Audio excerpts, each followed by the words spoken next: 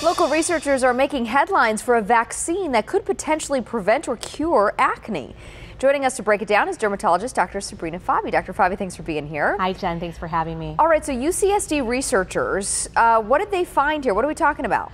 Well, we're talking about finally a vaccine that can actually work when given to kids to prevent acne lesions from even ever forming. Obviously, clinical studies haven't happened yet, but the concept is that we know that this is something that affects between 4 to even 4.5 out of every 5 adults. So it's 80% of the population will have acne at some point in their life.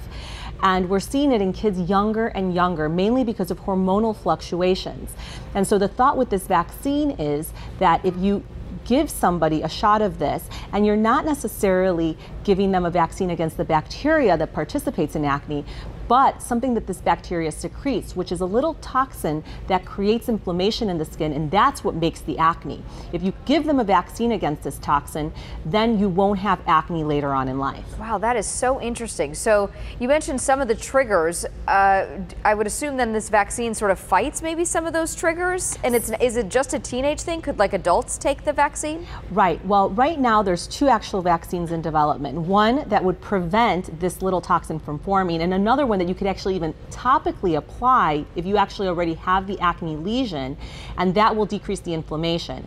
And so, as I had mentioned, it's really hormonal changes and stress that really stimulate acne. The 4 main things that participate in acne are dead skin cells that clog up our pores, and then an increase in oil production. And those 2 dead skin cells and oil production are a perfect environment for acne or P. acnes, which is something that's normally on our skin to basically feed on. When that acne feeds on both the dead skin cells and the oil, it releases this toxin that stimulates and creates inflammation in the skin and creates an acne bump. And so we've tried ways to decrease those hormone levels. There's certain medications that are presently available that decrease that hormone from binding to the cells so that you see a decrease in acne. But it doesn't always work, and it's not ideally given to teenagers. And so the thought is that if you give this vaccine early in life, then it will prevent that P. acnes from even feeding on the oil glands and feeding on the dead skin cells. So even if that's happening at the level of the skin, it won't matter. Wow. Well, I know a lot of us have had acne as teenagers. I know you see it in your practice.